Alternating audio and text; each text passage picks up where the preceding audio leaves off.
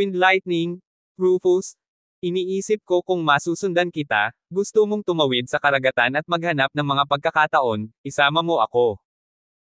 Sinabi ni Rufus, okay lang ako, mas maraming tao at mas maraming kasama, Wind Lightning, ikaw ang bahala. Sinabi ni Lance, kung tutuusin, siya ang ninuno ng Divine Dragon Sect, dahil interesado ang Ancestor, sabay tayo. Salamat. Umupo din si Leroy sa likod ni Little Fire, at sabay silang umalis na tatlo. Makalipas ang kalahating araw, nakarating sila sa Endless Gate. Wow! Mabilis iyon, pagkakaroon ng napakabilis na lumilipad na kakaibang hayop, talagang hindi mahirap tumawid sa karagatan. Sabi ni Leroy. Sinabi ni Lance, dalawang nakatatanda, mangyaring magpahinga ng ilang araw, at kapag handa na ako, sisimulan ko na ang pag-alis. Mabuti. May nagayo si Lance para manatili sina Rufus at Leroy. Bumalik si Lance upang hanapin ang kanyang mga kamag-anak. How's it going, Windy? Abala si Sugar sa pagtatanong, bago bumalik muna si Sugar sa Endless Gate. Shinny-san, naniniwala ang mga taong iyon, sa palagay ko ay dapat na silang umalis kasama ang dibdib na iyon. Well, mabuti iyon.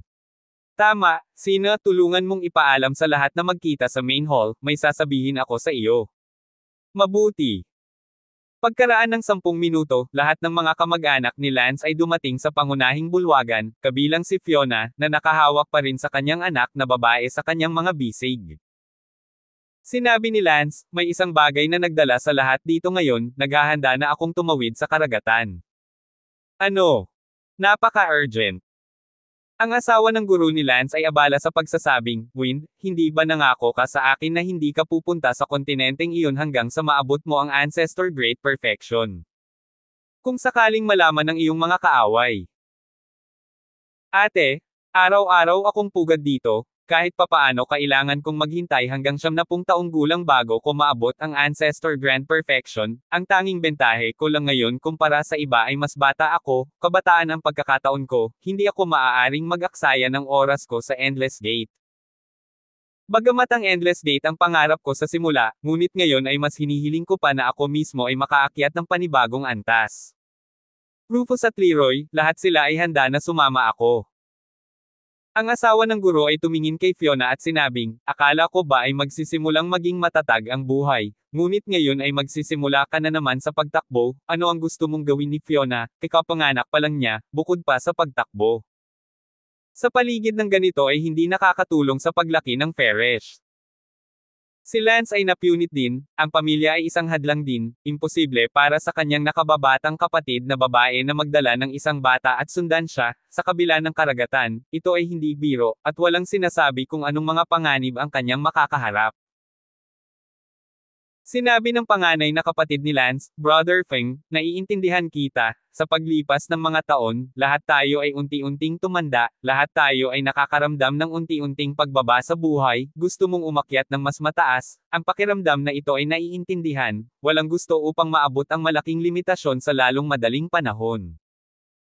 Gayunpaman, ang kasalukuyang sitwasyon ni Little Sister ay talagang hindi angkop para sa pagtakbo sa paligid. Gayunpaman, hindi kita pinanghinaan ng loob, sa palagay ko ay mas mabuting hayaan si Little Sister at ang iba pa na patuloy na manatili sa Endless Gate, at kapag naupo ka na sa kablang panig, maaari mo na kaming kunin at puntahan.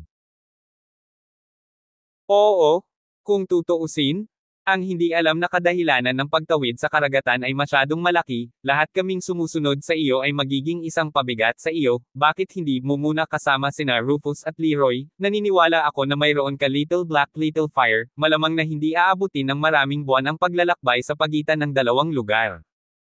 Sige. Tumango si Lance, pagkatapos ay tatawid muna siya sa karagatan nang wala ang iba, siya lang ang unang makakita kung ano ang nangyayari. Pagkatapos ng deliberasyon, ipinagpaliban ang pulong. Dumating si Lance sa silid ni Fiona, si Fiona ay nagpapasuso, ang mga mata ni Fiona ay pula at tila malungkot. Fiona, masisisi mo ba ako, wala pang isang buwang gulang ang sanggol at tatawid na ako sa karagatan? Tanong ni Lance habang hawak ang kamay ni Chinray. Asawa, hindi kita sinisisi, nag-aalala lang ako sa'yo, aalis ka na sa pagkakataong ito, mahaba ang daan, napakaraming hindi alam, kung may mangyari, paano ako at si Paresh, ang ulila. At balo. Fiona, huwag kang masyadong mag-isip, baka kung anong mangyari sa akin. Pumunta ka sa kabilang bahagi ng karagatan, pagkatapos ng lahat, may mga kaaway doon na pumatay sa iyong mga mahal sa buhay, na makakagarantiya na hindi ka masasaktan, paano mo kami hindi hahayaang mag-alala? Sigaw ni Fiona. Naku, Fiona, noong una ay naisip ko rin na dito ako maninirahan ng higit sa 20 taon, at kapag lumaki na si Paresh, halos makapasok na ako sa dakilang kasakdalan ng ninuno, pagkatapos ay pupunta ako sa kabilang panig ng karagatan. Pero sa pagkakataong ito, biglang mating ang ganoong kalakas na kalaban, na para akong krisis, sa pagkakataong ito, ginamit namin ang dibdib na iyon para malagpasan pansamantala ang isang krisis, pero paano naman sa susunod, baka sakaling mayroon pa. At lumilitaw ang krisis na ito. Kaya, hindi ako maaaring manatili sa Endless Gate at umupo ng walang kabuluhan, kailangan kong lumaban at magpumiglas para sa aming tahanan at subukang umakyat sa mas mataas upang mabigyan kita, ang aming anak, at lahat ng iba pa ng isang kwadra. Bahay.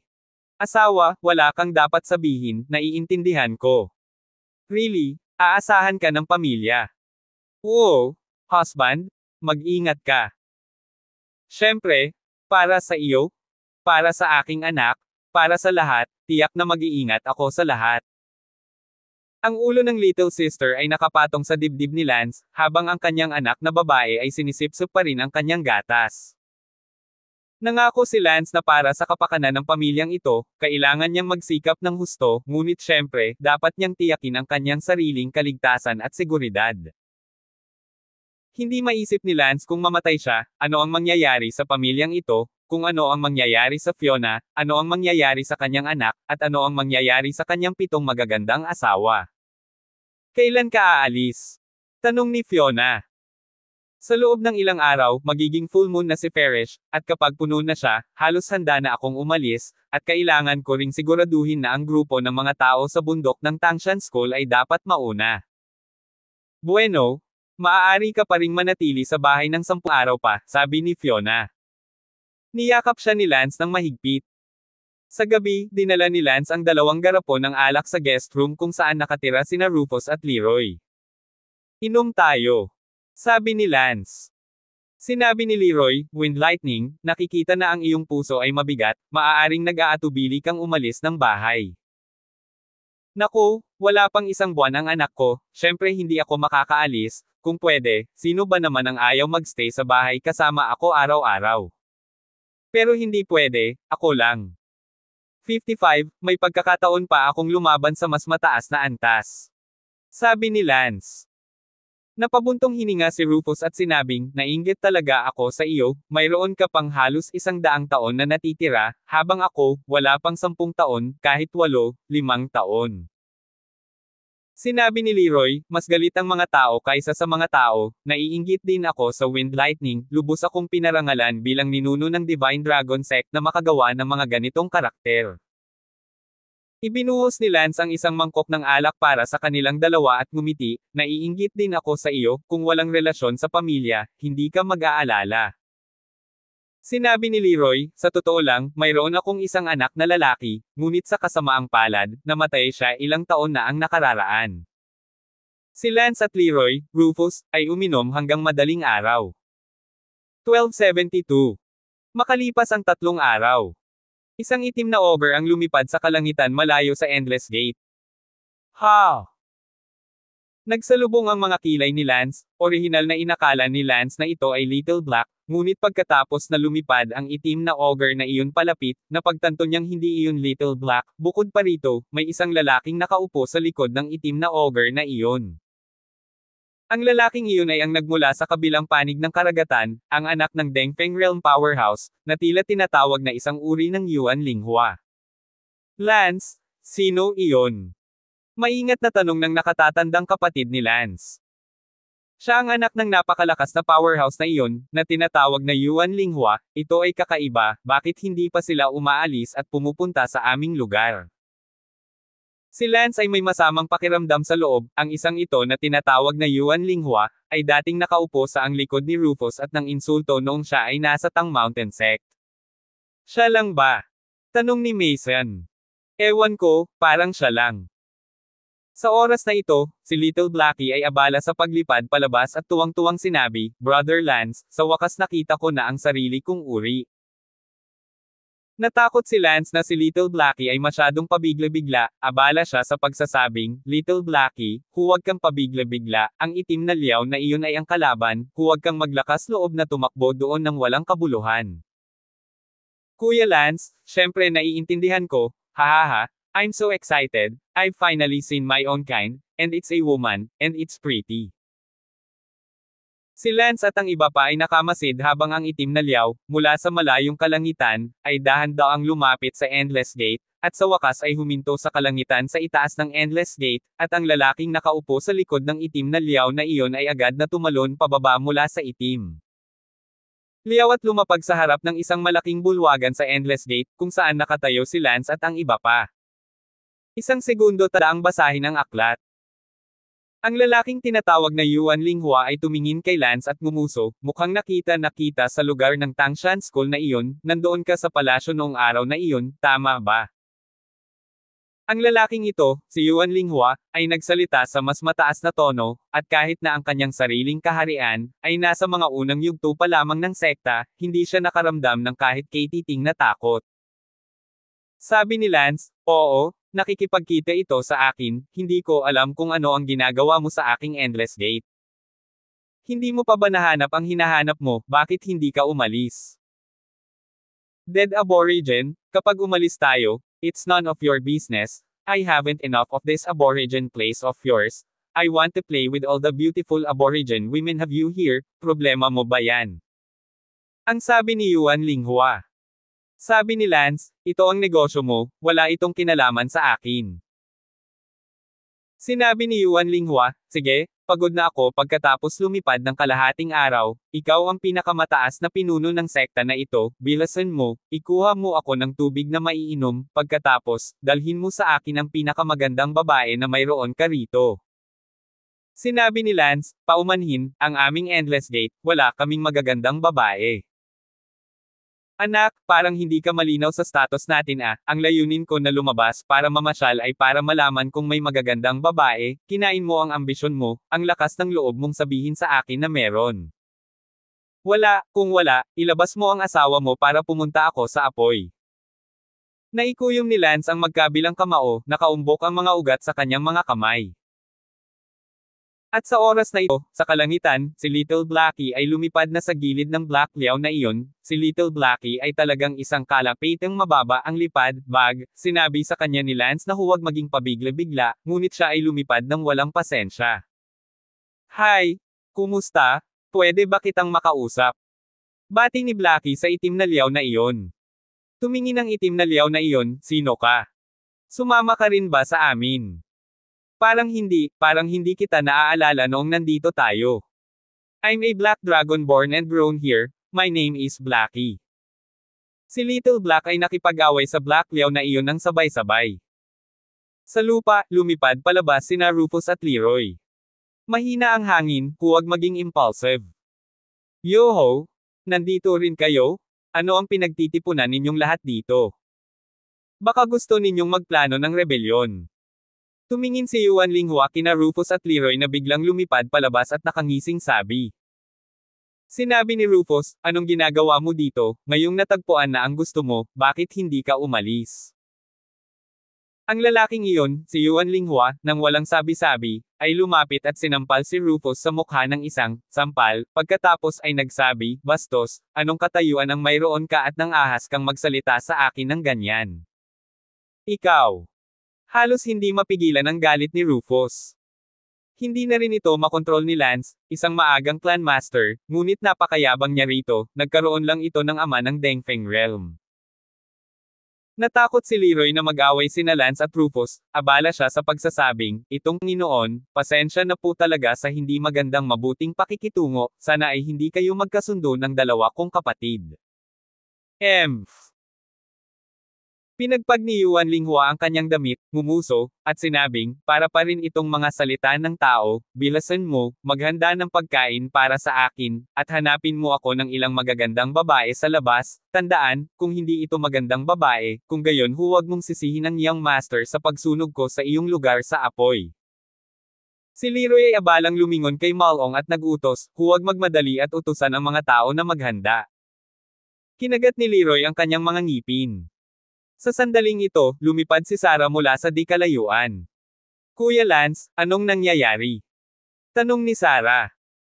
Ang lalaking tinatawag na Yuan Linghua ay lumingon para tingnan si Sarah, at ang kanyang mga mata ay tumirek. Wow! Isang magandang babae. Tumingin si Yuan Linghua kay Sarah at dinilaan ang kanyang mga labi, na parang nakita ng piggyback si Changa. Biglang tumingin si Sarah kay Yuan Linghua nang may pagkasuklam, ang ilan ay nagtaka kay Lance, sino ang taong ito, hindi ba niya alam na ito ang Endless Gate? Maglakas loob na maging bastos dito. Nagsalubong ang mga kilay ni Lance, masamang balita, hindi talaga dapat lumabas si Sarah sa mga oras na ito, hayaan itong si Yuan Linghua na makita, sa kagandahan ni Sarah, hayaan itong si Yuan Linghua na makita, ano pa? Gaya ng inaasahan, tumawa si Yuan Linghua, huwag kang maghanap ng iba pang dilag, sa tingin ko ito ay mabuti, gusto kong dalhin ang isang ito sa akin. Parehong namutla sina Rufus at Leroy, masama ang pakiramdam, tiyak na magagalit si Lance. Oo naman, nisyon ni Lance, gusto mo bang dalhin ito? Sa halip, dalhin mo ako ng isang titingnan. Tumingin si Yuan Linghua kay Lance at ngumuso, ano, naglakas loob ka bang pigilan akong kunin ito? Si Leroy ay abala sa pagsasabing, itong Panginoon, siya ang asawa ni Wind Lightning, pasensya na talaga. So what if yung asawa niya, Moy, kahit nanay niya yon, I'm on it, I have to take it away. Kinagat ni Lance ang kanyang mga ngipin, naghahanap ng kamatayan. Ang mga mata ni Lance ay kumislap na may nakamamatay na aura. Oo, ito ay matatagalan, si Lance ay gustong patayin ang taong ito, huwag sabihin kay Lance na ang kanyang ama ay isang Dengfeng realm, kahit na ang kanyang ama ay isang Diyos, si Lance ay hindi maaaring tiisin ito. Hinawakan ni Rufus ang kamay ni Lance at sinabing, Wind Lightning, huwag kang pabigla-bigla, mahirap sugpuin ang pangyayaring ito, kung papatayin mo siya, ito na ang katapusan. Pinayuhan din ni Leroy, oo, Wind Lightning. Ngumuso si Lance, isang lalaking nagtangkang saktan ang asawa ko, sa tingin mo ba matatahimik pa ako? 1273. Kinausap ni Lance ang boses, munting apoy, tulungan mo akong makita kung siya ay dumating mag-isa, at kung may ibang tao sa paligid. Mabuti. Pagkatapos sabihin iyon, ang little fire ay sumugod sa kalangitan at sumundot sa paligid ng ilang daang milya ang layo mula sa Endless Gate. Naramdaman ng lalaking tinatawag na Yuan Linghua ang layunin ng pagpatay kay Lance at galit na sinabi, ano ang gusto mo? Walang pakialam na sinabi ni Lance, tanga, malapit na ang kamatayan. Katawa-tawa, paano mo ako papatayin? Ang aking ama ay Dengfeng Realm, Great Martial Empire Emperor Zuanson, kung maglakas loob kang hawakan ang isang buhok ko, gagawin kong duguan ang iyong buong sekta. Pagbabante ni Yuan Linghua. Hahaha, nasaan ang tatay mo sa sandaling ito? Tawagan mo siya. Medyo nagbago ang mukha ni Yuan Linghua, na para bang naramdaman niya na si Lance ay medyo baliw, hindi nanganganib, medyo natatakot sa loob, bago niya naisip na ang mga katutubo ng lugar na ito, na iniwan upang aibuli niya, ay hindi kailanman maglalakas loob na lumaban. Sa pagkakataong ito ay nag-iisa siya sa labas, gusto niyang makita kung may mga napakagandang indigenous na dilag sa lugar na ito, kung mayroon man, syempre magiging bastos siya. Hindi madaling pumunta sa katutubong lugar na ito, gusto niya upang magkaroon ng magandang panahon, sa Great Martial Empire, kahit na mayroon siyang ama na nasa rurok na kaharian, ang mga dilag ay hindi kailanman magagamit sa kanya. Kaya, sa ngayon, nang makita ang mga mata ni Lance na puno ng nakamamatay na aura, medyo natakot siya dahil hindi alam ng kanyang ama kung nasaan siya. Daring Aborigine, you dare. Sigaw ni Yuan Linghua, sinusubukang gamitin ang kanyang momentum para madaig si Lance. Hahaha. Nang makita ni Lance ang ekspresyon ni Yuan Linghua, tiyak na sigurado siyang tumakbo siya mag-isa para maghanap ng babae, para walang makaalam kung talagang pinatay siya ni Lance. Sa oras na ito, si Little Fire, na pumunta upang alamin kung ano ang nangyayari, ay bumalik, Brother Lance, sa loob ng radius na daan-daang kilometro, walang palatandaan ng kanyang kasabwat, ang taong ito ay dapat na lumabas na mag-isa. Very well. Kumagat si Lance.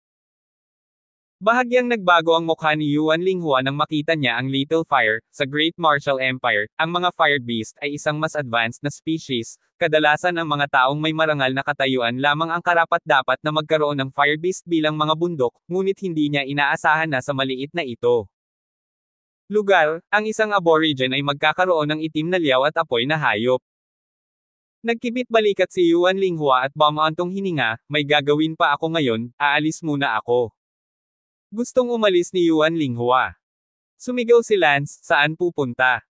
Nagalit si Yuan Linghua, huwag kang masyadong mapangahas.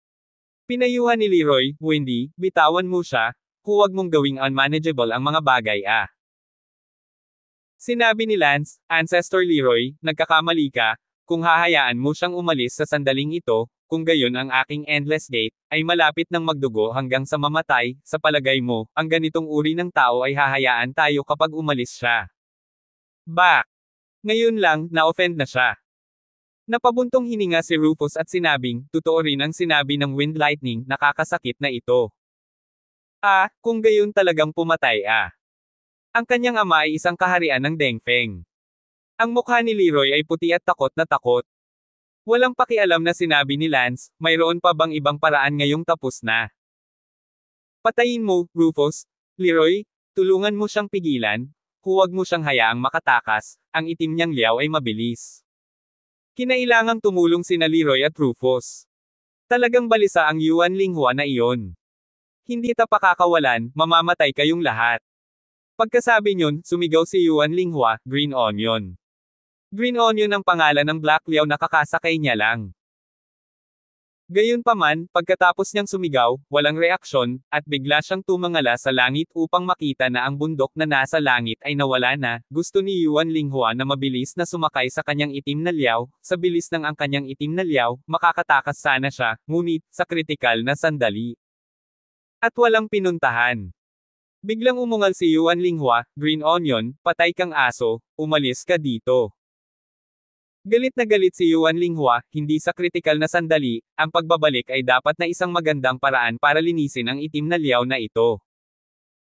Sa sandaling ito, sa isang batis ng bundok sa likod ng Endless Gate, dalawang itim na katawan ng liyaw ang magkakaugnay, ang babaeng itim na liyaw, at paminsan-minsan, umuungol at awing tunog. Sabi, Brother Hey? Ako? Parang narinig ko na tinatawag ako ni Doki Yuan Linghua. Ngumiti si Little Blackie, ang isang sandali ng tagsibol ay nagkakahalaga ng 1,000 salita, ipikit mo ang iyong mga mata at huwag magsalita. Sa Endless Gate, si Yuan Linghua ay talagang iiyak sa pagmamadali at muling sumigaw, Green Onion, lumabas ka Si Lance ay humakbang pasulong, at si Yuan Linghua ay lumipad pabalik habang siya ay nag-iingat kay Lance. Hindi alam ni Yuan Linghua kung saan nagtungo ang itim na liyaw niya, may puso siyang patayin ito sa sandaling ito. Enye. Saan nalaman ni Yuan Linghua na ang kanyang Black Liao ay nalinlang ng kapatid ni Lance, Little Black, para pumunta sa likod ng bundok. Sa sandaling ito, medyo nalilito din si Lance. Orihinal na si Lance ay nag-aalala na ang kabilang partido na nakasakay sa itim na liyaw, ay maaaring palibutan siya, kaya humingi siya ng tulong kina Rufus at Leroy. Ngunit hindi niya inaasahan na wala na pala napunta ang itim na liyaw ng kabilang partido, at mabuti na lang at hindi siya makakalipad gamit ang kanyang mga pakpak. Hahaha, anak, ngayon gusto kong makita kung gaano ka pa kamayabang.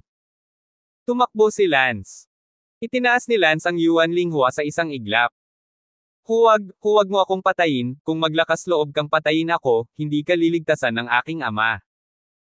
Pagbabante ni Yuan Linghua habang nagpupumiglas siya. Ngumisi si Lance, ang iyong ama, sa malaot madali, papatayin ko rin siya. Maglakas loob ka. Pa. Hinawakan ni Lance si Yuan Linghua at sinampal siya ng galit na galit. Sinabi ni Lance kay Rufus, Senior Rufus, ilang beses ka ng insulto ng taong ito, hindi mo ba gustong maghiganti? Kinagat ni Rufus ang kanyang mga ngipin at sinabing, gayon din, kung papatayin pa rin natin siya, pagkatapos ay bigyan natin siya ng ilang magagandang sampal. Slap slap slap. Sabay-sabay na bati ni Rufus ng maraming sampal. Si Yuan Linghua ay binugbog ni Lance at Rufus, at bigla-bigla, nagmukha siyang ulo ng baboy. Oo! Hindi kayo patatawarin ng aking ama, kayong mga bastard, lilipol ng aking ama ang inyong buong pamilya. Hindi malinaw na umiiyak si Yuan Linghua, dahil namamaga siya at hindi makapagsalita ng malinaw. Nabuntong hininga si Leroy, nag-aalala siya kung paano aasikasuhin ang kalalabasan nito.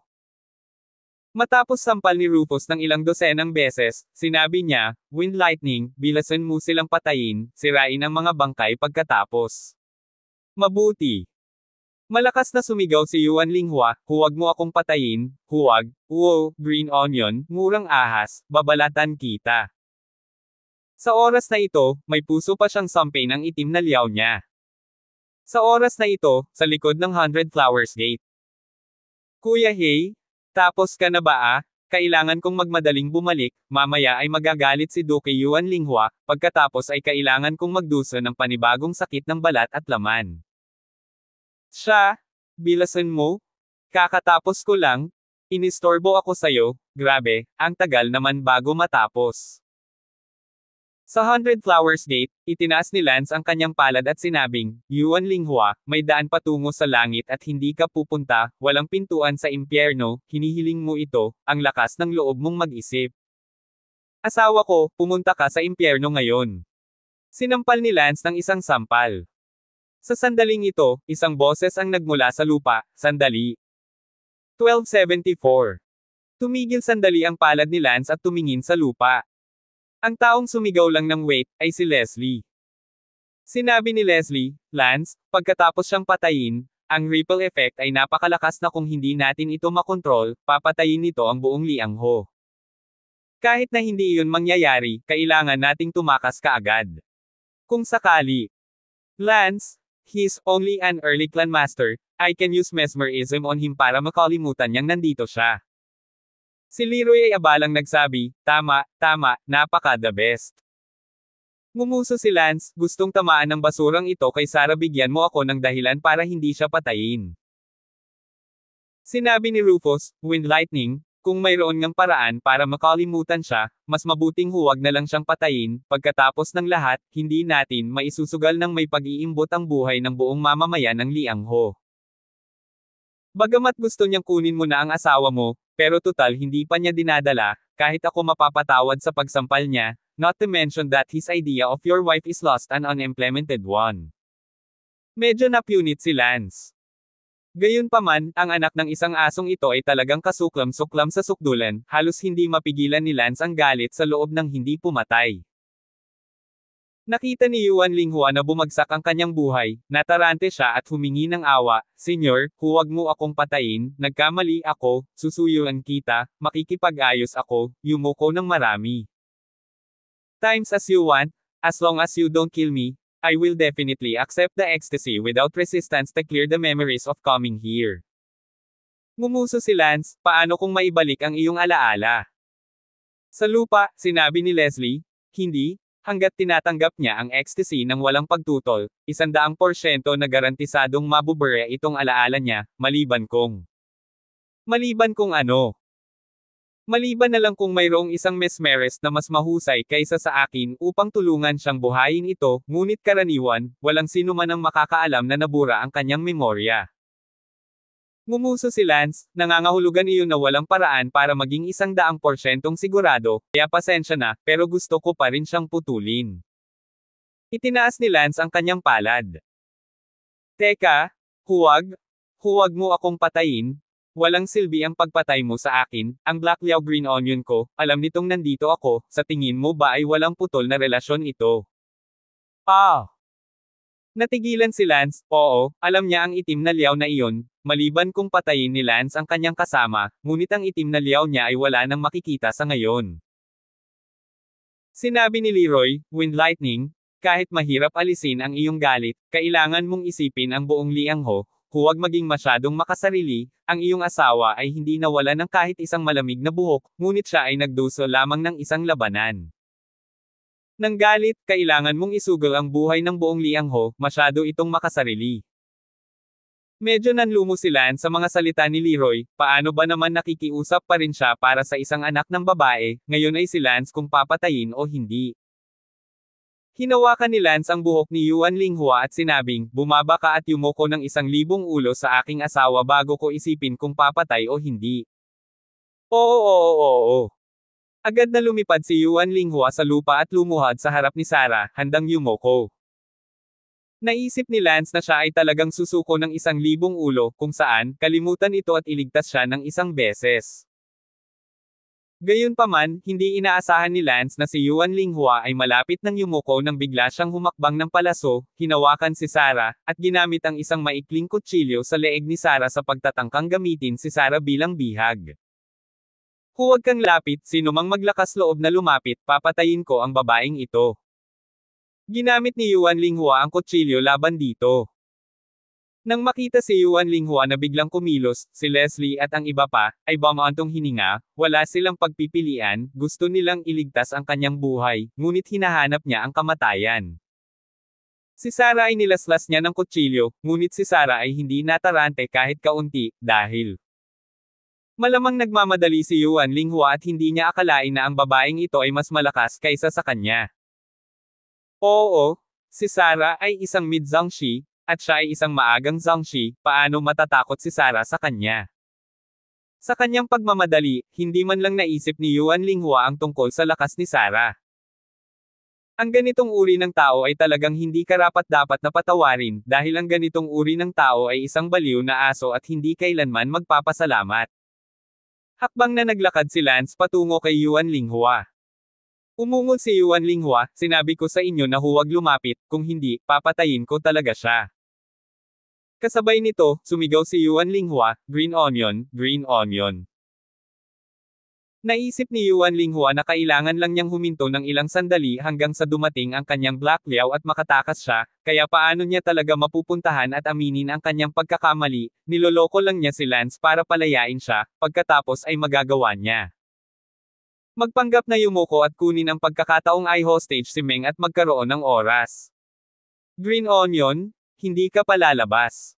Nag-aalalang bulong ni Yuan Linghua. Ngayon sa likod ng bundok. Kuya Hey, tapos ka na ba? Kailangan ko na talagang umalis, narinig ko talaga si Duke Yuan Linghua na sinisigawan ako, kapag hindi ko siya hahanapin, siguradong pipilitin niya ang kalamnan ko. Green onion, hindi ba ako nagpaparamdam sa'yo? Green onion said apologetically, no, I'm grateful to you, pero, masikip talaga ako sa kanya. Green onion, narinig ko mula sa kahulugan ng iyong mga salita, sa mundong iyon sa tapat mo, ang Black Liao ay ang bundok lamang ng mga malalakas na lalaki, ang kanilang aso na sa pangkalahatan ay walang katayuan, tama. Ibinaba ni Green Onion ang kanyang ulo. Kung ganun, bakit mo pa siya hinahanap, Green Onion, sumunod ka sa akin. Hindi mo ba, sa harap ng iyong amo, gusto mo ang katayuan ng isang aso? Paano ba yan, kuya ko yan, magkapatid tayo. Hindi ako naniniwala sa iyong Panginoon, tinatrato ka bilang isang kapatid. Ang pagsisinungaling sa iyo ay hindi akulyaw, berdeng sibuyas, huwag pansinin ang Yuan Linghua na iyon, sumunod ka sa akin mula ngayon. Ako, pag-iisipan ko. Lumipad ang Green Onion, agad siyang hinabol ni Little Black. Sa walang katapusang gate. Sigaw ni Yuan Linghua habang umaatres, huwag kang lalapit, huwag mo akong pilitin, papatayin ko talaga siya. Ngumuso si Lance, may lakas kang loob na pumatay. Kumbinsido si Lance na hindi niya kayang patayin si Sarah, at minamaliit si Sarah, na hindi man lang lumaban, kung hindi, magagawa niyang i-blackmail si Sarah. Sa sandaling ito, biglang pinaikot ni Sarah ang katawan ni Yuan Linghua. Clack! Naputol ang braso ni Yuan Linghua. Ah! Sigaw ni Yuan Linghua. Sa sandaling iyon, sa kalangitan, lumipad ang Green Onion at natakot na makita si Yuan Linghua na sumisigaw at bumagsak sa lupa. Lord, Master! Nanginginig ang katawan ni Green Onion at tumingin kay Yuan Linghua. Tumangala si Yuan Linghua sa langit at umungal, "Green onion, murang ahas, halika ngayon, papaluan ko ang iyong mga litid." "Master, ako po." Tumangala si Lance sa langit, para, "Little Black, salubungin ang liyaw na iyan, huwag hayaang iligtas nito si Yuan Linghua." "Mabuti." Si Little Black ay agad na nagsimulang gumawa ng mental work sa Green Onion, na sinasabi na kahit na iligtas nito si Yuan Linghua ngayon, masikip pa rin ito kapag bumalik ito. Sa lupa, muling hinawakan ni Lance si Yuan Linghua sa leeg. 1275. Yuan Linghua, binigyan kita ng pagkakataon, ikaw ang naghanap ng sarili mong kamatayan, talagang hindi mo masisisi ang sinuman para dyan. Huwag mo akong patayin, pakiusap, nagkamali talaga ako. Pagsusumamo ni Yuan Linghua. Katawa-tawa, sa tingin mo, bibigyan kita ng isa pang pagkakataon. Huwag mo nang pangarapin iyon. Pagkasabi noon, sinabi ni Lance kay Leslie, "Zuo, lumapit ka at bigyan siya ng nakakatuwang spell para makita kung mayroon siyang anumang mga kaaway, at pagkatapos ko siyang patayin, gumawa ng ilang maling pagpapanggap at magpanggap na ang kanyang mga kaaway ang sumunod sa kanya mula sa kabilang panig ng ilog upang patayin siya." Mabuti. Si Leslie ay agad na gumawa ng isang nakakabighaning spell kay Yuan Linghua. "Mayroon ka bang anumang mga kaaway sa buhay o kamatayan?" "Ayan." "Sino siya?" "His name is Vastgrain. I strong his sister and he keeps trying to kill me, but unfortunately, hindi pa siya nagtagumpay ng ilang beses." "Ano ang lakas ng malawak na butil na iyon?" "Ancestor Grand Perfection." Isang segundo tandaang basahin ang aklat. Tumawa si Lance, "Napakabuti, ang malawak na butil ang pumatay sa iyo ngayon." Pagkatapos sabihin iyon, pinatay ni Lance si Yuan Linghua gamit ang isang palad. Phew! Nakahinga ng maluwag ang lahat, kalaunan ay binaril ni Lance ang anak ng isang aso, ngunit hindi kasalanan ni Lance, kung tutuusin, binigyan siya ni Lance ng pagkakataong mamatay. Sina Leroy at Rufus ay mayroon ding walang sasabihin. Sinabi ni Rufus, "Ngayong patay na siya, ano ang gagawin mo sa kanya?" Sinabi ni Lance, "Maghanap tayo ng lugar at magpunta malapit sa bundok ng Sopas, pagkatapos ay ihagis siya sa ilalim ng puno, at pagkatapos gamitin ang kanyang mga kuko, kumamo ng 2 salitang malawak, sa puno, ayos lang, kung talagang nag-aalala ka." Pagkatapos ay kumamo ng 3 salita, malawak na butil. Paano kung hindi maniwala ang kanyang ama? "Kung hindi ka naniniwala sa akin, then let him take his time to investigate, that's all we can do anyway, the rest is up to fate." "Sige, maghanda ka na." "Teka." Tumingin si Leroy sa itim na liyaw sa himpapawid. Ang itim na liyaw na tinatawag na green onion ay nanginginig sa hangin. Lumipad si Lance at sinabing, "Ang pangalan mo ay Green Onion." Balik sa senior, "Oo. Naniniwala ako na isa kang matalinong liyaw, ngayong patay na si Yuan Linghua, tadteren ka ng kanyang ama hanggang sa mamatay ka kung babalik ka, bukod pa, narinig ko ang tono ni Yuan Linghua, tinatreto ka lang bilang isang aso, binibigyan kita ngayon ng pagkakataong maging isang lalaki, ang aking kapatid na si Little Black, palaging gustong makahanap ng mapapangasawa." Abala sa kahihiyan ang maliit na itim sa tabi niya, "Kuya Lance, ano ginagawa mo, hehehehe." "Don't interrupt. I see you and my brother Little Blackie, quite a match, how about you marry my brother? You'll be my brother from now on, too." "Ako." Little Black agad ang katawan na nabalot sa berdeng sibuyas, hihihingiti, "Huwag kang mag-alinlangan, sa likod lang ng bundok anong gagawin la, so decided, after that is my wife, hahaha." Si Lance ay hindi nakaimik, si Little Black ay talagang mabangis, napakabilis, nakipag-ugnay siya sa isang tao sa likod ng bundok.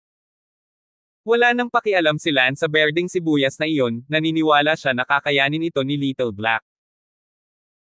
Pagkatapos nito, hinailan ni Lance ang bangkay ni Yuan Linghua sa isang lugar na ilang daang kilometro ang layo mula sa Tang Mountain School, itinapon ang bangkay ni Yuan Linghua sa kakahuyan, itinago ang eksena, at nagkamot ng ilang salita sa puno, malawak na butil. Pagkatapos noon, hinayaan ni Lance ang Little Fire na tumago sa malayo. Ang Little Fire ay karaniwang hindi nakakaakit ng kanilang atensyon, tinitiyak na si Yuan Linghua ay matatagpuan ng kanilang mga tao, o makakain ng mga ligaw na aso, ito ay talagang mahirap sabihin. Pagkalipas ng 2 araw, ang bangkay ni Yuan Linghua ay natuklasan ng grupong iyon ng mga tao. Hindi nagtagal, dumating sa eksena ang Dengfeng Realm Powerhouse na iyon. Boss! Ito ang salitang knuckle mo sa puno bago namatay ang duke, at ginawa ito ng bastard na iyon, si General Grain. Ang malawak na butil. Galit na sumimangot ang Dengfeng Realm Powerhouse na iyon, tila hindi makapaniwalang muli. Boss! Bago pa man tayo pumunta dito, ilang beses na sinubukang patayin ng malapad na butil na iyon si Gongzi, ngunit hindi ito nagtagumpay. Dinungisan ni Gongzi ang kapatid ng malawak na butil, tiyak na sinundan tayo ng malawak na butil dito at nakahanap ng pagkakataon na patayin si Gongzi. Talagang dinungisan ni Yuan Linghua ang kapatid ng malawak na butil. Galit na tanong ng Dengfeng Realm Powerhouse na iyon. Oo boss, hindi rin alam ng marami ang tungkol dito. Bakit hindi mo sinabi sa akin? Yan, hindi tayo papayagan ng lalaki na sabihin. Bastard! Ang matibay na kaharian sa tuktok ng bundok ay tumingin sa kanyang patay na anak na may kaunting inis at sinabi sa kanyang puso, ikaw na hindi matapat na anak, kahit na ang lakas ng loob mong hawakan ang babaeng kinaiinteresan ng iyong ama, Boss, ano ngayon? Dapat bang hulihin natin ang malawak na butil, baka hindi pa siya umaalis sa lugar na ito. Hindi na kailangan, 2 araw nang patay ang bangkay, tumakas na siya. So, hayaan na lang natin. Kapag may pagkakataon na patayin ang malawak na butil sa hinaharap, iyon lang ang magagawa ko, itong walang utang na loob na anak, matagal ko nang sinabi sa kanya na huwag masyadong manligaw, hindi siya nakinig, ang kanyang mga kaaway ay higit pa sa malawak na butil. Kahit na hindi siya mamatay ngayon, maya-maya ay papatayin siya ng iba. Ilibing mo ang bangkay niya, at malapit na tayong bumalik.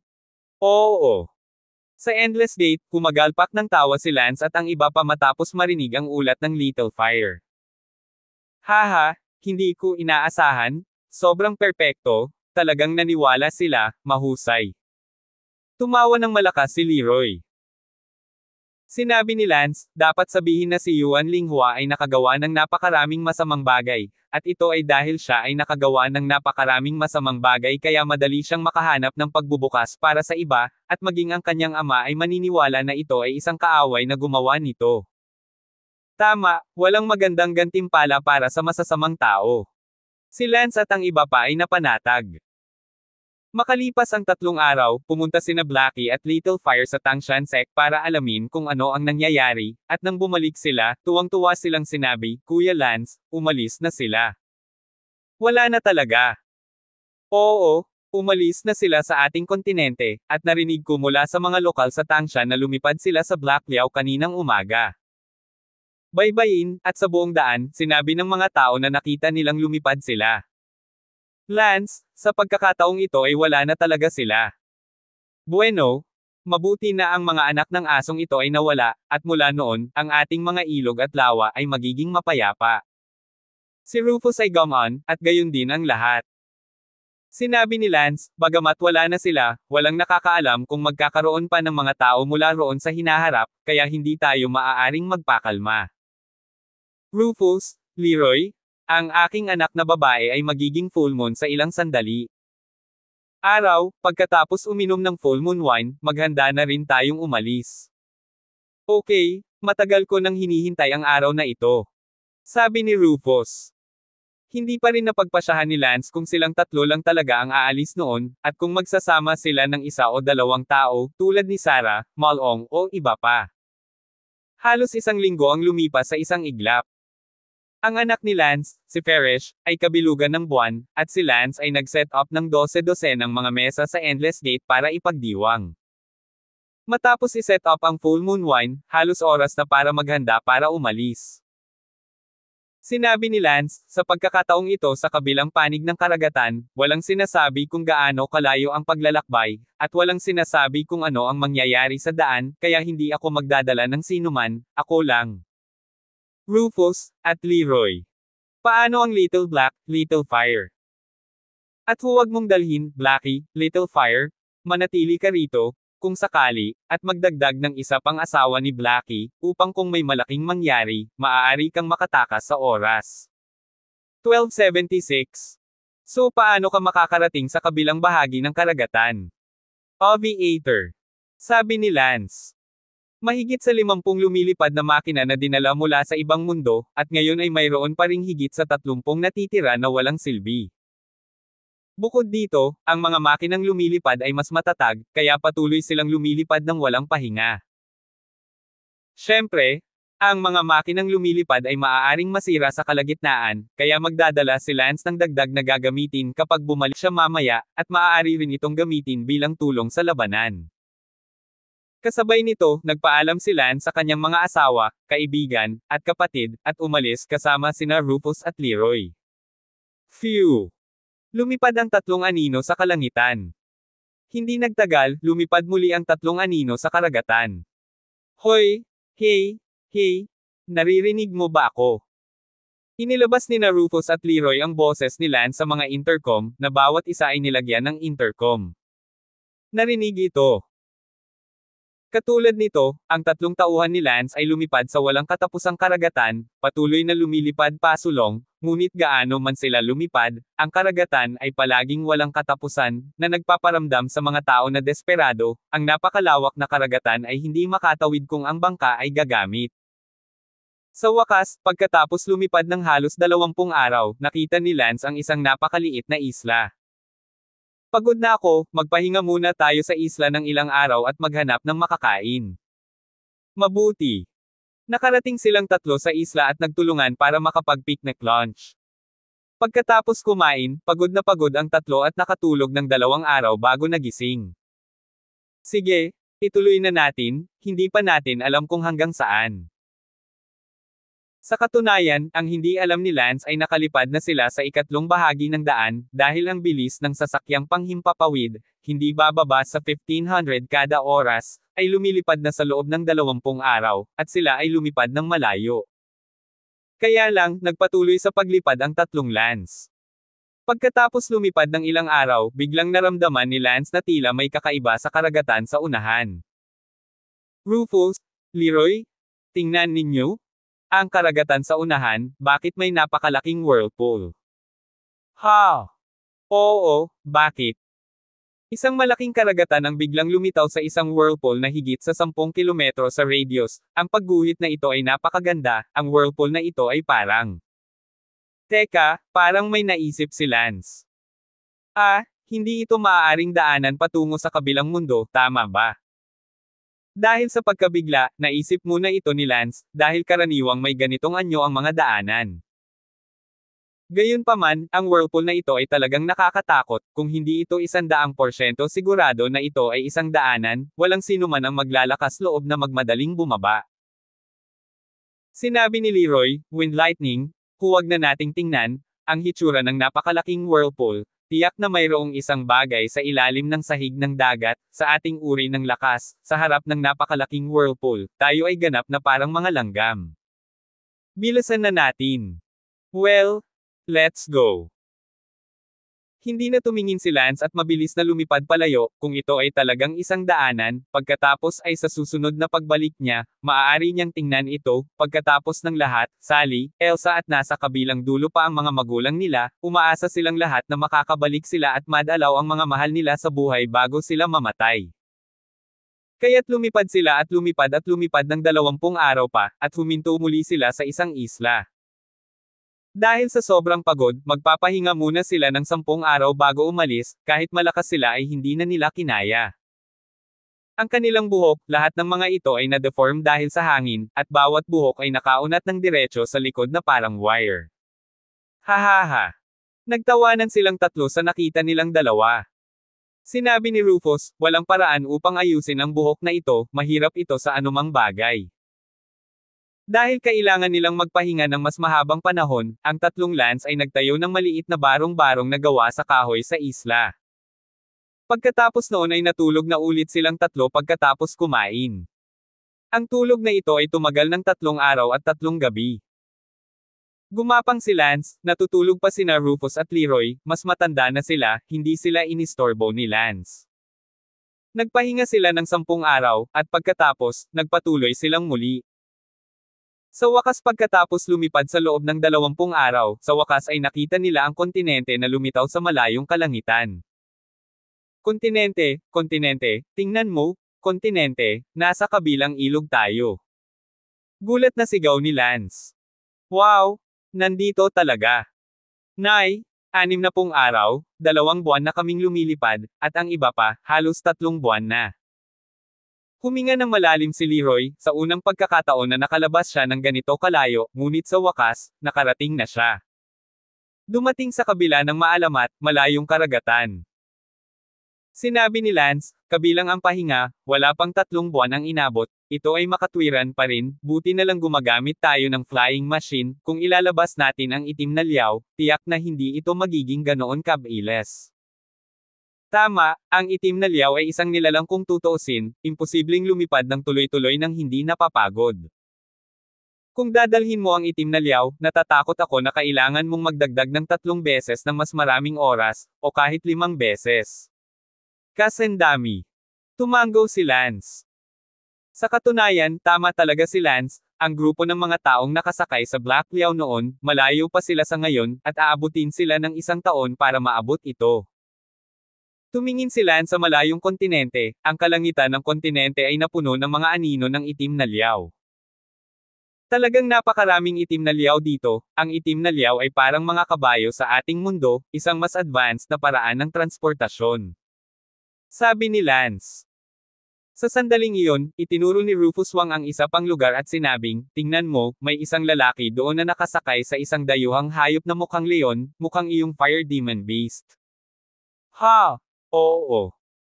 Let's go.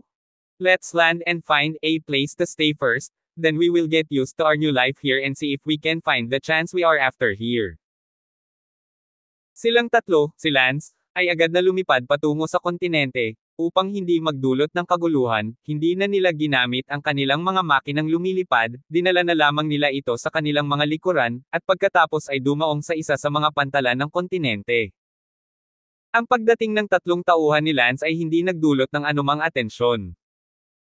Sinabi ni Lance, hindi lahat ng tao dito ay malakas, tingnan mo, marami pa rin ang hindi katutubo, kaya may mga ordinaryong tao din dito. Hindi yun kalokohan, may mga ordinaryong tao kahit saan. Naglakad silang 3 sa kalye ng Port City, yung sin sa kalye, pero parang yung side na yun, walang pinagkaiba, mas malakas lang tao, marami ding black liao na umaaligid sa langit, syempre. Mayroon ding mga kabayo sa kalye, ngunit ang mga kabayo ay pagmamay-ari ng mga mahihirap na tao, at ang mga mahihirap na tao ay hindi maaaring magkaroon ng mga itim na liao mount. Ang hierarchy dito ay mahigpit, mga karaniwang tao, mayayamang mga ngalakal, mas mababang uri ng martial artist, middle class na martial artist, upper class strongmen, nobles, royalty, tila napakalinaw ng pagkakaiba, iba't ibang tao sa kalye ay maaaring makilala sa isang sulyap sa pamamagitan ng nagbibihis. Halimbawa, ang mga nagkaroon ng pribadong black liao mounts ay tiyak na mga matataas na tao, o mga taong mula sa aristokrasya at mas mataas. Ang 3 tauhan ni Lance ay naghanap muna ng isang inn na matutuluyan, para tumambay dito, dapat ay pamilyar muna ang isa sa lugar, pagkatapos ay hindi na nila kailangang tumingin sa magkabilang direksyon. 1277. Bisita, ano ang gusto mong inumin? Sumalubong ang munting segundo ng tindahan ng alak, ang pangalawa ng tindahang ito ay nasa Inner Gate Realm lamang, at ang Inner Gate Realm ay ang pinakamababang commoner dito. Sinabi ni Lance, Little 2, tanungin kita, saan ang lugar na ito? Outsiders ang ilang bisita? Ito ang City of Gold. May binibente bang mapa dito? Syempre meron ako. Pagkatapos kumain, lumabas si Lance para bumili ng mapa, kumain lang sila at nakapulot ng pera, sa kabutihang palad, pagdating nila dito, at inisip nilang tatlo kung ang ibig sabihin nito ay isang magandang simula. Gamit ang mapa, hindi gaanong pamilyar si Lance sa lugar na ito. Ang lugar na ating kinalalagyan ngayon ay ang Great Martial Empire, isang lungsod sa tabi ng dagat, na tinatawag na Golden Silk City. Sabi ni Lance na ikinakalat ang mapa. Sinabi ni Rufus, tingnan ko kung talagang napakalaki ng lugar na ito. Binuksan ni Lance ang isang polyeto. Ang polyetong ito ay isang detalyadong geographical na pagpapakilala ng Great Wu Empire, ang mga kaugalian nito at iba pa. Sinabi ni Lance, ang Golden Silk City na kinaroroonan natin ngayon ay halos katumbas ng lugar sa ating mundo, ang teritoryo ng dalawang pangkat na pinagsama ng matuwid at demonyo, ibig sabihin, ang kontinente na ating pinanggalingan ay katumbas lamang ng isang lungsod dito. Sa ibang tao, I go, ito ay masyadong malaki, ang aming buong Masamune at Demon factions ay pinagsama, iyon ay talagang malaki, ito ay talagang isang lungsod sa ilalim ng Great Martial Empire. Si Leroy ay natakot. Oo. Nagtanong si Rufus, sinasabi ba ng aklat na ito kung ilang lungsod ang nasa ilalim ng Great Martial Empire? Binaliktad ito ni Lance at sinabing, syempre sinasabi nito, ang heograpiya ng Great Martial Empire na ito ay napakalinaw, halimbawa, tungkol sa kung gaano karaming tao ang bawat lungsod, kung anong uri ng mga kaugalian, kung aling mga makapangyarihang pamilya at kung ano pa, alin ang malakas. Tao at kung ano-ano pa, lahat sila ay inilarawan ng detalyado. Sa buong Great Martial Empire, mayroong 389 na lungsod. Wow! Hindi totoo. Kalokohan. Talagang napakalaki, ang kontinente natin na iyon. Sa harap ng iba, ito ay talagang isang maliit na isla. Sinabi rin ni Leroy, akala ko noon ay napakalaki ng kontinente natin, ngunit ngayon napagtanto ko na talagang pulaka tayo sa isang balon. Wind lightning, pagkatapos ay tingnan mo ang Golden Silk City kung nasaan tayo ngayon, kung anong klaseng malalakas na tao ang naroon at ganoon. Tiningnan ni Lance ang talaan ng mga nilalaman at binaliktad ang artikulo sa Golden Silk City, tumingin sa ibaba si Lance at sinabing, ang Golden Silk City na kasalukuyang kinaroroonan natin ay may 3 magagandang pamilya, ang Sigurd family, ang Whiteflow family, at ang Golden Rock family. Sa kanila, ang Sigurd family ang pinakamakapangyarihan, ang negosyo ng pamilya nito ay nakakalat sa buong Golden Silk City, at pati na rin, ang pinuno ng Sigurd family ay isang malakas na tao sa gitna ng Dengfeng realm, na pinangalan ng Dustin. Dustin. Oh! Windswept, ang librong ito, wala na bang iba pa kundi isang pagpapakilala dito? Pumunta kami dito upang maghanap ng mga pagkakataon, mayroon bang lugar dito na mas angkop na puntahan namin, hindi kami nagpunta dito upang manatili sa isang in-araw-araw, kailangan nating humanap ng paraan para makipag-ugnayan sa pinakamalakas na tao sa lugar na ito.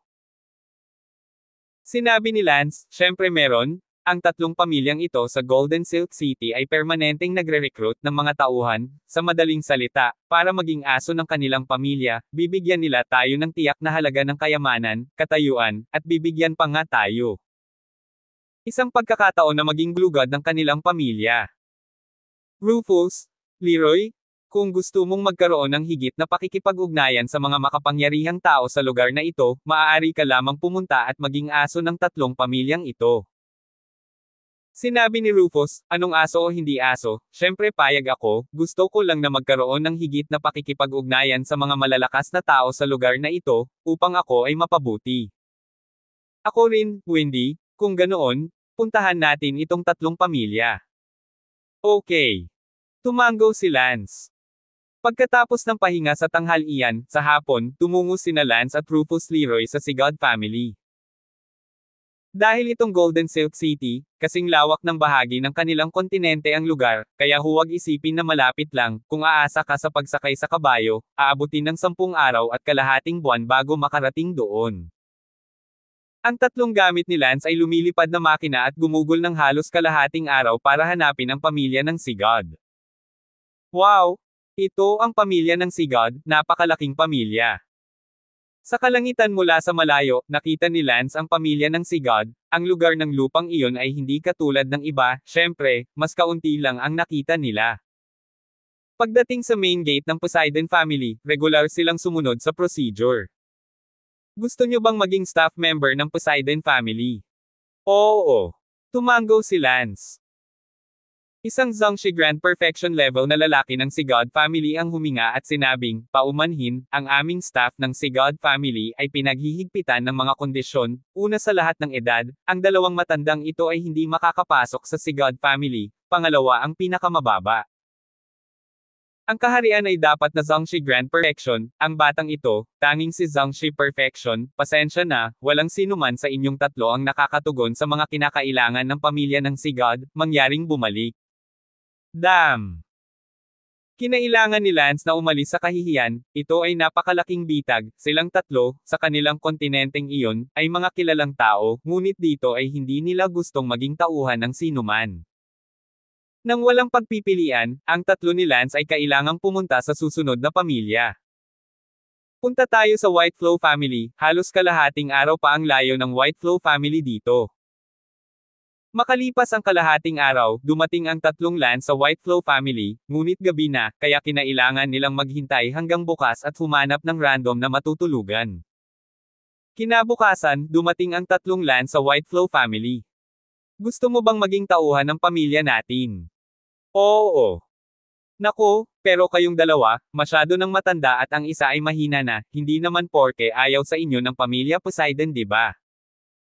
Paano iyon, hindi pa tayo nakakapunta sa Sigad family, kung hindi mo ito tatanggapin, kailangan nating pumunta sa Golden Rock family. Tumalikod si Lance at umalis.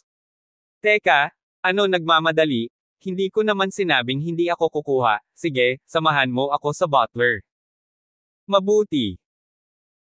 Si Lance, silang tatlo, ay sumunod sa lalaking nasa harapan nila at pumasok sa Whiteflow family, naghahanda na makipagkita sa steward, kung pumayag ang steward, pagkatapos ay opisyal na silang magiging staff ng Whiteflow family mula ngayon, upang sabihin ng tahasan, sila ay magiging mga aso.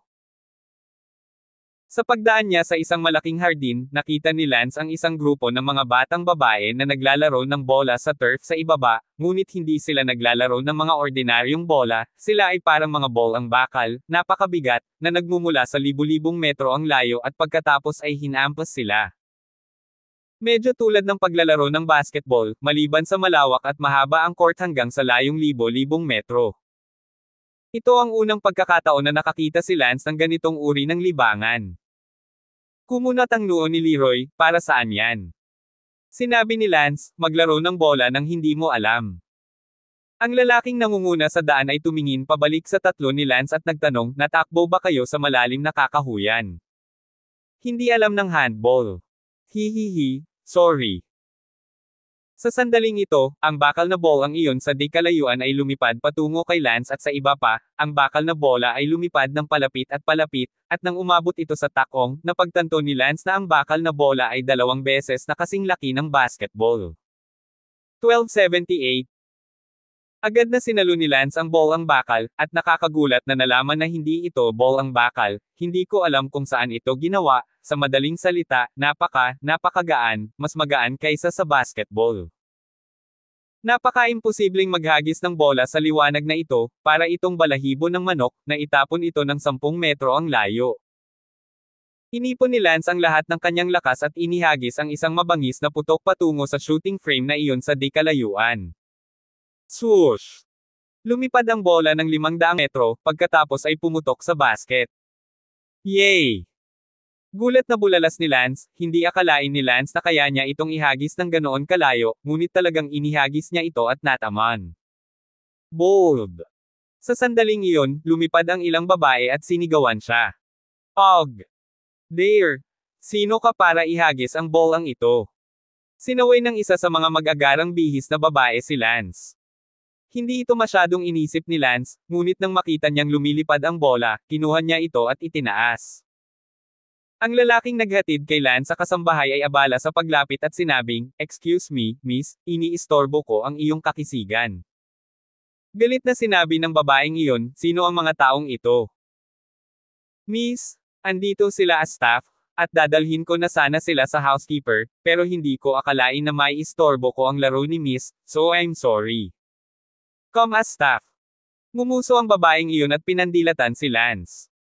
Si Lance ay labis na nabalisa, ang babaeng ito ay mukhang isang mas makapangyarihang tao.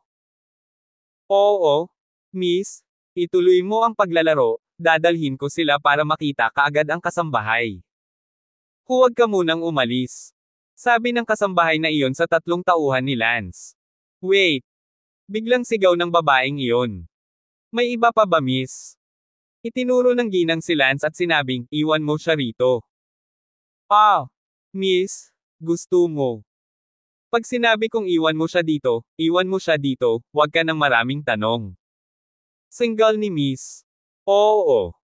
Nataranta ang lalaking nangunguna sa daan at sinabi kay Lance, Hoy, ikaw, ano ang pangalan mo? Wind Lightning. Wind Lightning, manatili ka rito at huwag mong puntahan ang mayordomo. Haha, bakit? Bingi ka ba, pinatuloy ka ng miss namin, ibig sabihin, staff ka na, in the future, kung may utos si miss, gawin mo na lang, at hindi ka pa magpapasalamat sa kanya. Tumingin si Lance sa babaeng iyon, bagaman okay pa rin ang paglaki, ngunit, mula sa loob ay hindi interesado, sinabi ni Lance, paumanhin, naging staff ako, gusto ko lang makipag-ugnayan sa iba pang malalakas na tao, hindi. Para maging sidekick ng dude, sorry, hindi ko kaya. What? How dare you refuse me? Galit na galit ang babaeng iyon nang marinig iyon.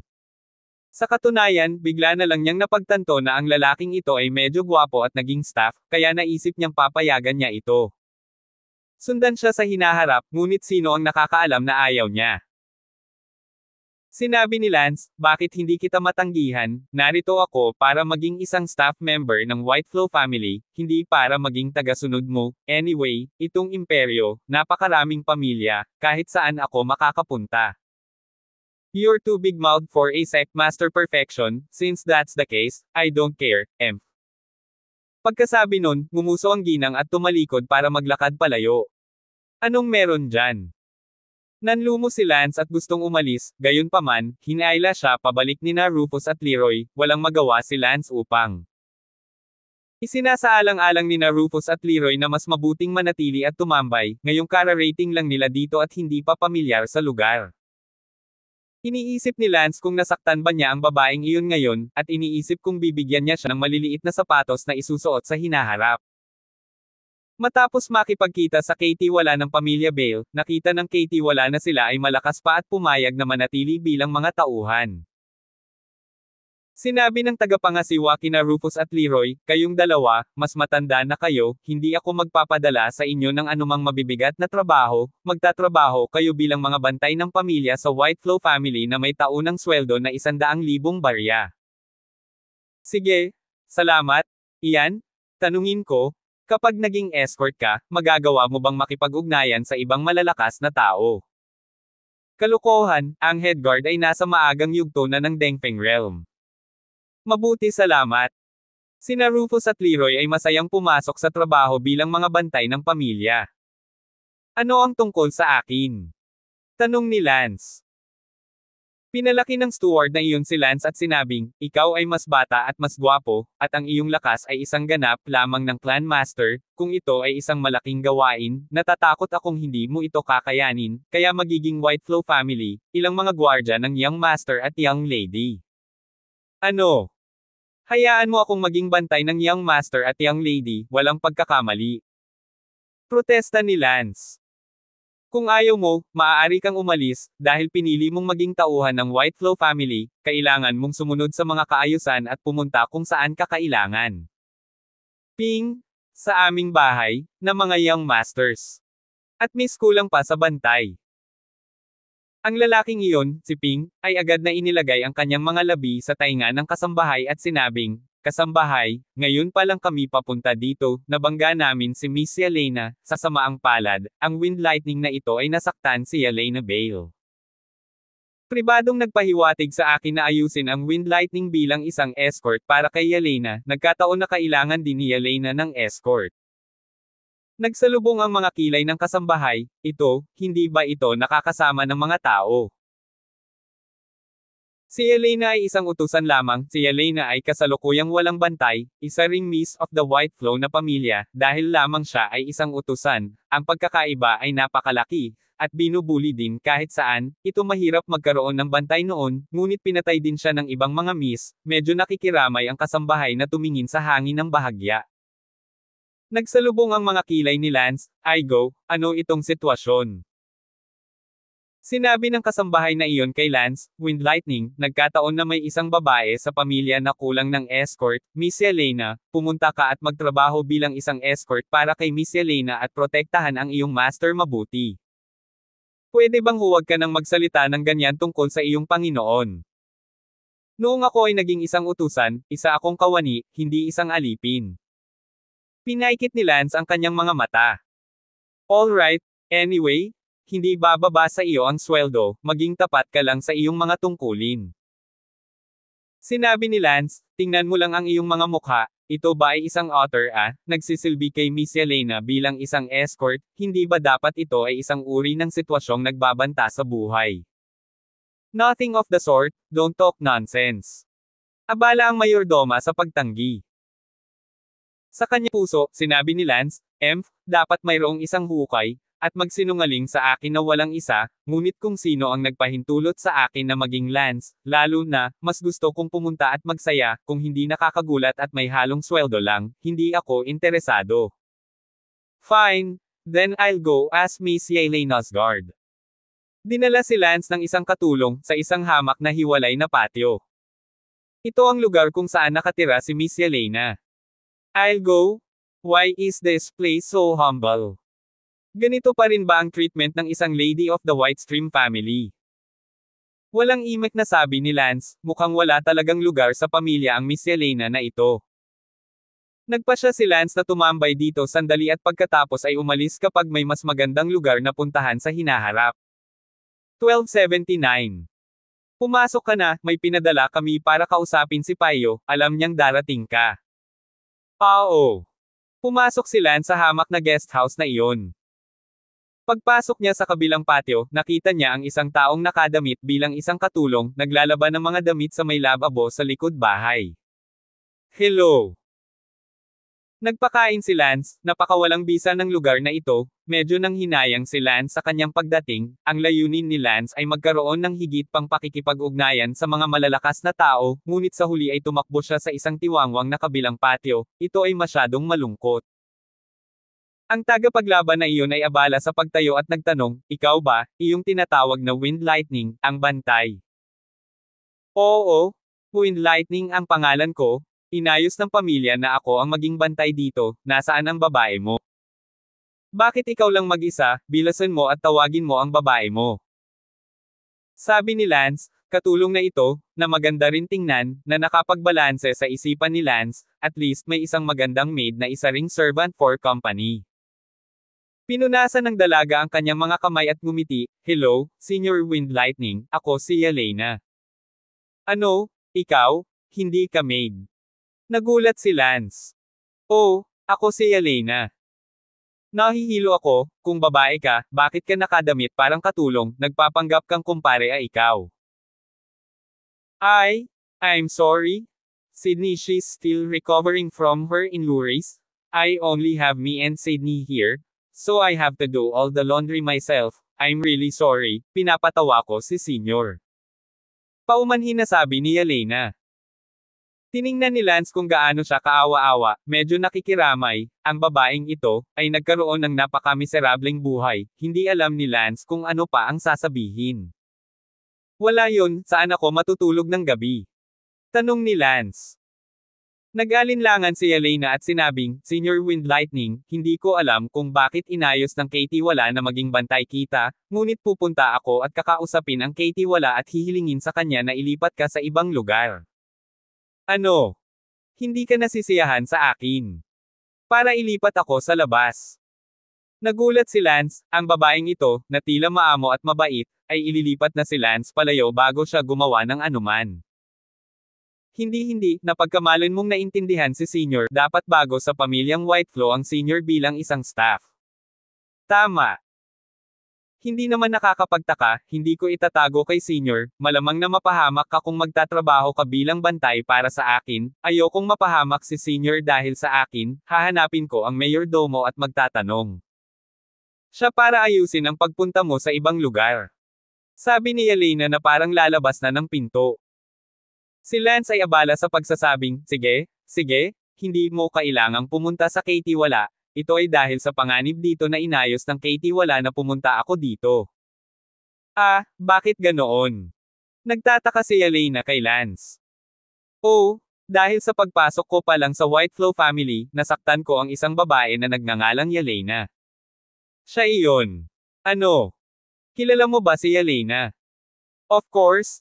Did she ask the butler to arrange it? It's no wonder. Itong si Yelena, sa pamilya mo, anong klaseng tao siya?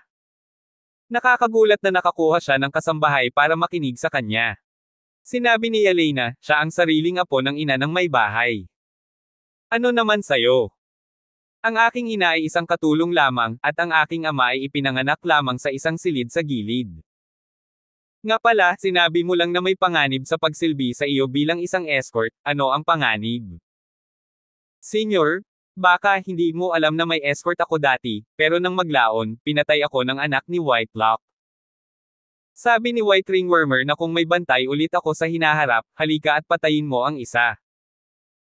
Senior Winkidlat, hiniling ni Yelena sa kasambahay na ayusin na maging bantay kita, kaya sigurado akong gusto niyang gamitin ang kamay ni Whitelocker para saktan ka.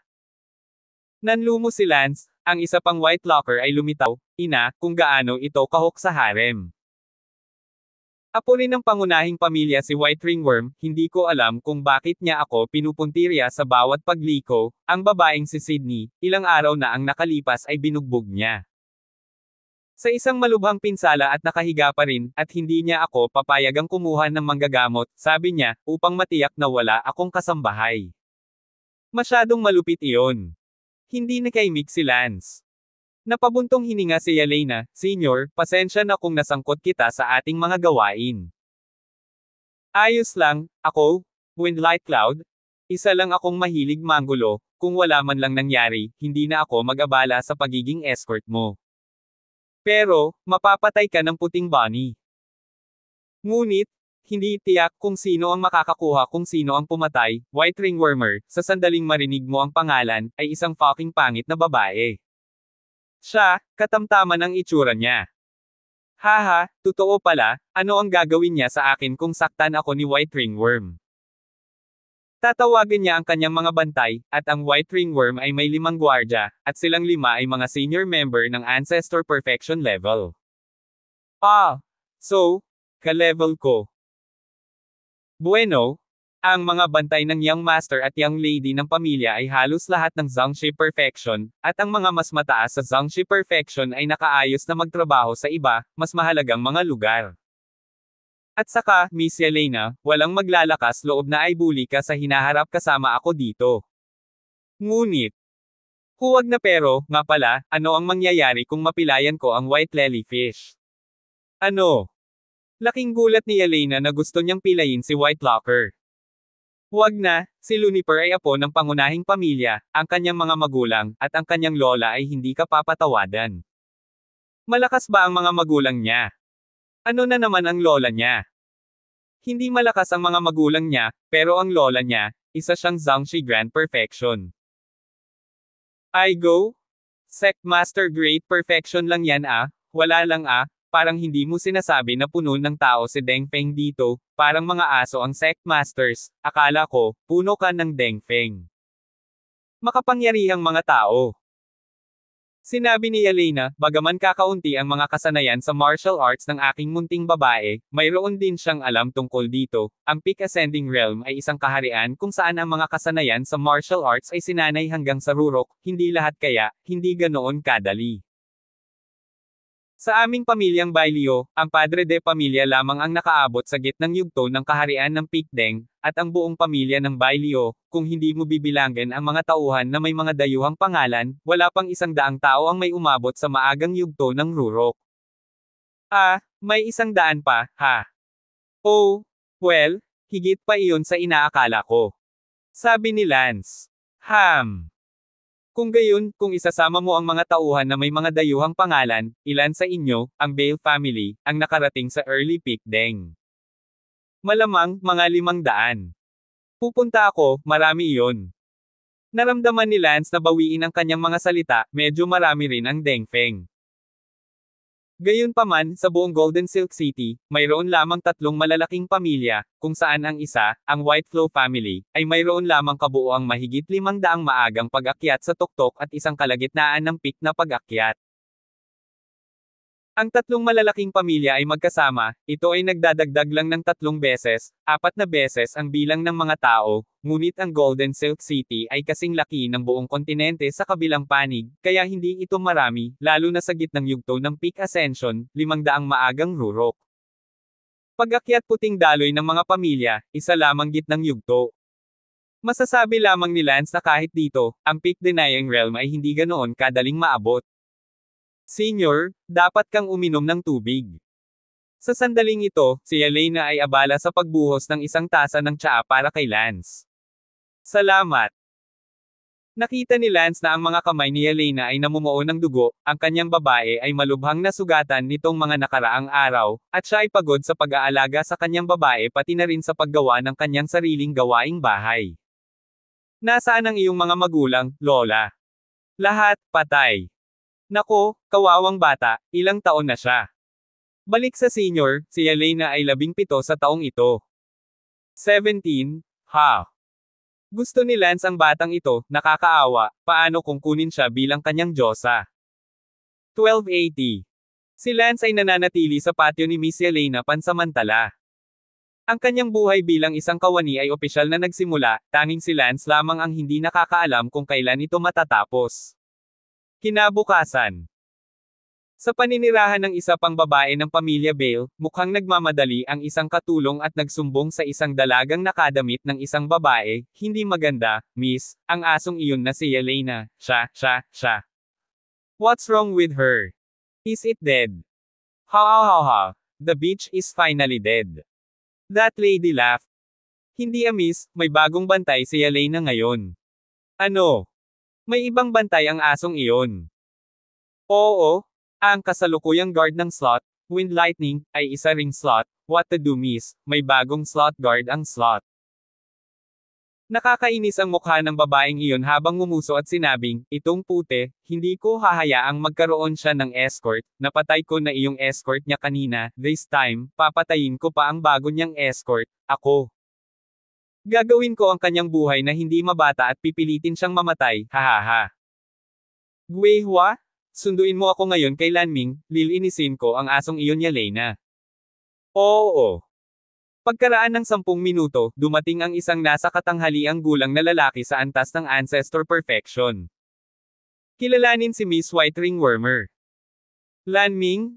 Samahan mo ako sa tirahan ni White Ringworm, may isa pang bantay si White Ringworm, tulungan mo akong tanggalin ang bantay ng asong iyon. Yes, miss. Walang pag-aalinlangan na tumanggo ang gwardya na iyon na tinatawag na Lanming, sa White Flow family, ang awayan sa pagitan ng staff at staff na pumapatay ng staff, walang pakialam ang White Flow family, hanggat hindi nagawa ang pinsala. Nang isang tao mula sa White Flow family, ang White Flow family ay hindi maglalakas loob na magsabi ng kahit ano.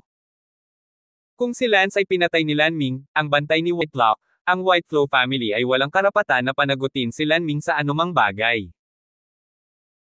Si Lance ay nagsasanay ng martial arts sa looban, at si Miss Elena ay naglalaban ng kanyang mga damit, tulad ng isang katulong, nakikita ni Lance ang lahat, si Lance ay orihinal na gustong umalis, walang hinaharap sa pagiging isang bantay dito, ngunit nalungkot si Lance na magdurusa si Elena, kaya naman nagpasya siyang hindi na umalis. Kung tungkol sa naunang naisip ni Lance na kunin siya bilang kanyang inaanak, ito ay isang pag-iisip lamang sa loob ng puso ni Lance, ngunit syempre, kung talagang may kapalaran sa hinaharap, ang pagiging ninong niya ay magiging maayos. Miss Elena, kailan ka nagsasanay ng martial arts araw-araw? Tanong ni Lance. Pag may time ka Sinabi ni Lance, 17 taong gulang ka pa lang ngayon, ang iyong martial arts realm ay umabot na sa late innate stage, hindi iyon masamang talento, mas mababa ako sa iyo noong ako ay 17. Ibinuko ni Elena ang kanyang mga labi, ang senior ay nagsasalita ng walang kaparerekon, ang aking talento ay mas mababa, ako ay mas mababa kumpara sa iba pang mga kaedad ng aking pamilya, marami sa mga kabataang Panginoon at kababaihan ng pamilya na halos kasing edad ko ay mayroon. Nakarating sa Unity Realm, kahit na sina Elena, Luniper at ang iba pa ay naabot na ang innate great perfection. Medyo nadismaya si Elena, kaya naman siya ay binubuli, ang kanyang ina ay dalaga lamang pagkatapos. Lahat, kaya ang kanyang genetics ay hindi kasing husay ng ibang mga young masters at ladies, dagdag pa, wala siyang anumang makapangyarihang martial arts secrets para sanayin, at wala rin siyang malakas na taong magtuturo sa kanya partikular. Bang! Sa sandaling ito, biglang bumukas ang pinto ng malakas, at lahat ng mga panel ng pinto ay lumipad papasok. Si Elena ay natakot. Ang pagtalon, nagpanik, Senyor, dapat itong puting bunny na nakakaalam na may mga bagong bantay ako at nanggugulo sa iyo, Senyor, dapat kang tumakbo. Nagsalubong ang mga kilay ni Lance, pinanganak tayo sa iisang ugat, bakit tayo dapat mabalisa? Sa sumunod na segundo, ang pinto na bumukas, ay pumasok sa isang babae na mga 17 o 18 taong gulang, ang hitsura ng babae ay sobrang pangit sa opinyon ni Lance. Unpredictable Yelena. A few days ago, long skills actually marunong magkwenta ng chismis, hindi pa ako pumapasok, even out of Mila, alam ko pa rin ang gusto kong gawin. Sarcastic na sabi ng babaeng pumasok, ang tono at mukha pa rin, talagang gustong umakyat at sumipa ng ilang talampakan. Pumasok din ang isang nasa katanghaliang gulang na lalaki sa antas ng Ancestor Perfection, ang kanyang tunay na edad ay hindi alam, mas matanda siya ng 12 taon kaysa kay Lance, ngunit ang kanyang hitsura ay hindi bababa sa 20 taong mas mapatla kaysa kay Lance. Ang lalaking Ancestor Perfection level na iyon, sa pagpasok pa lang niya sa courtyard, ang kanyang mga mata ay direktang nakasalubong kay Lance, gumawa siya ng paggalaw sa leeg patungo kay Lance, ang nagbabantang layunin sa kanyang mga mata, naramdaman ito ni Lance mula sa 12 metro ang layo.